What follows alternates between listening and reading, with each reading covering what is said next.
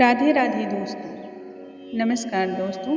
आज की इस वीडियो की जो कथा है वो बहुत ही अनंत और अनन्य पुण्यों को देने वाली है।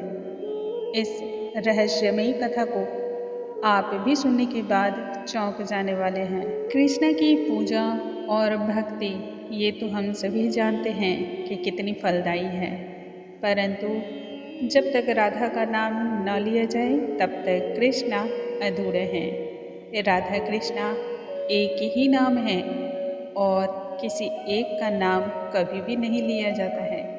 यदि आप भी भगवान श्री कृष्ण के अनन्य भक्त हैं तो आपको राधे कृष्णा के नामों का महत्व भी पता होगा। दोनों का नाम सदैव एक साथ लिया जाता है, जैसे ये एक ही नाम है और इसमें गूढ़ रहस्य छिपा है।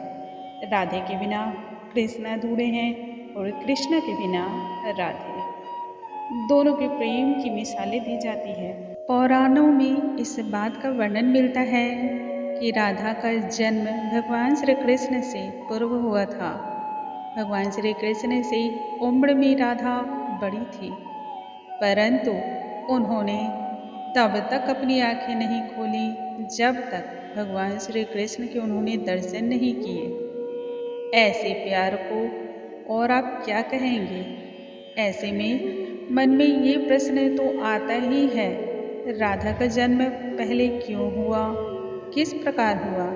ऐसी कौन सी परिस्थिति थी जब राधा का जन्म पूर्व हुआ और भगवान श्री कृष्ण का जन्म बाद में हुआ? द्वापर युग में भगवान श्री कृष्ण और राधे की जो लीलाएं हैं उन सभी से हम सभी अवगत हैं, लेकिन आज के इस वीडियो में जो प्रश्न हैं उनका मैं जवाब दूंगी। वैसे तो प्रभु की लीला भला कौन समझ सकता है, परंतु हम सभी मानव हैं और इस नाते सब कुछ जानने की इच्छा लगी रहती है। जहाँ कृष्ण का नाम आता है वहाँ राधा का नाम तो जुड़ा ही है। आज आपसे मैं बताऊंगी वह उत्तम वाक्य जब आखिरकार राधा रानी को ये निर्णय लेना पड़ा कि उनका जन्म दोपहर के 12 बजे होगा। जो भी भक्त हैं उन्हें 12 बजे ही पूजा करनी होगी।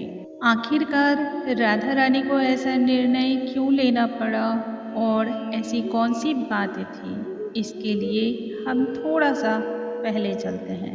एक बार की बात है जब बैकुंठ धाम में भगवान श्री हरि अपनी पत्नी माँ लक्ष्मी के साथ विराजमान थे।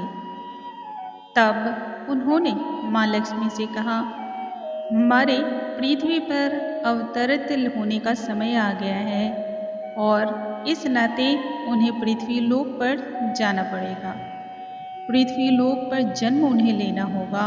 तब माँ लक्ष्मी ने कहा, हे प्रभु, आखिर ऐसा कौन सा कारण है जिसकी वजह से यह निर्णय आपको लेना पड़ रहा है? इस पर भगवान श्री हरि ने कहा, त्रेता युग में जब भगवान श्री राम के रूप में मेरा अवतरण हुआ था, उस समय चैत्र मास के शुक्ल पक्ष की नवमी तिथि थी। उस समय मेरा उदय, मेरा जन्म सूर्यवंशी में हुआ था। तब चंद्रमा ने मुझसे इस बात को लेकर के विनती की थी कि प्रभु, मुझे भी अपनी सेवा का अवसर प्रदान कीजिए, मैं भी आपकी सेवा करना चाहता हूँ। इसके साथ ही भगवान ने अन्य जितने भी प्राणी थे उन सभी को ये वरदान दिया था उनकी प्रार्थना करने पर कि वो पृथ्वी लोक पर अवतरित लेंगे और अनेक प्रकार के बाल लीलाएं करेंगे और इसके साथ ही उनके साथ समय बिताएंगे। अपने इन्हीं वादों के कारण उन्हें पृथ्वी लोक पर अपना जन्म लेना होगा, अपने अवतरण को धारना होगा। तब माँ लक्ष्मी ने उन्हें और भी कुछ प्रश्न पूछे, आप कब जन्म लेंगे, किस प्रकार से आपका जन्म होगा? भक्त की पुकार पर आप जा रहे हैं तो कोई तो कारण होगा और कोई तो समय होगा। इस पर भगवान श्री हरि ने कहा, द्वापर युग के भाद्रपद मास के कृष्ण पक्ष की अष्टमी तिथि को रोहिणी नक्षत्र में मध्य रात्रि में हमारा जन्म होगा।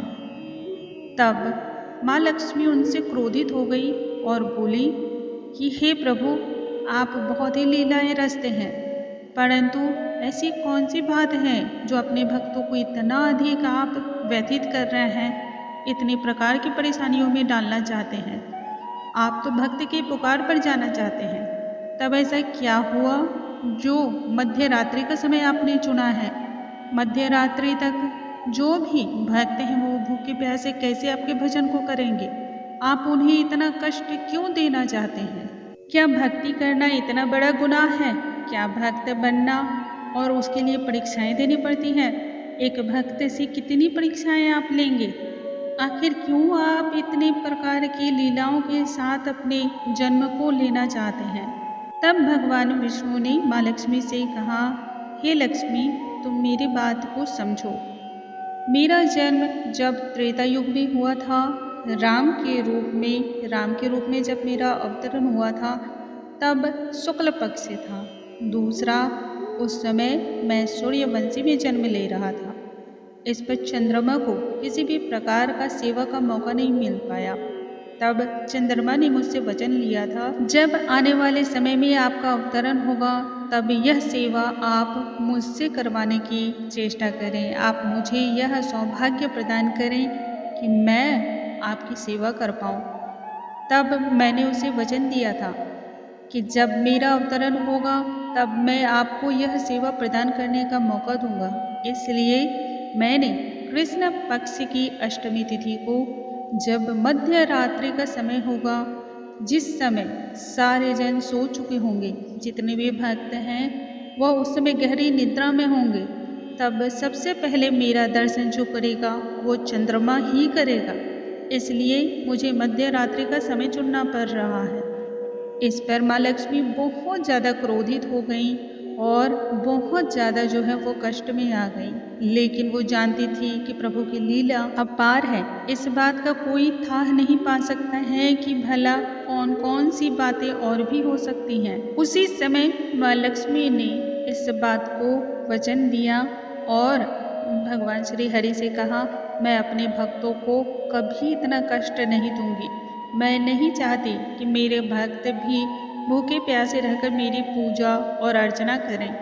इसलिए जब मेरा जन्म होगा तो वह मध्याह्न के बिल्कुल बीचों बीच होगा। 12 बजे मेरा जन्म होगा ताकि मेरे भक्तों को इंतज़ार ना करना पड़े। वो अच्छी तरह से 12 बजे तक हमारी पूजा अर्चना करेंगे। जितने भी भक्त हमारे होंगे वो निर्विघ्न तरीके से राधा रानी को याद करेंगे। राधा के रूप में मैं पृथ्वी पर अवतरित होंगी ताकि भक्त को कभी भी हमारा इंतजार नहीं करना होगा।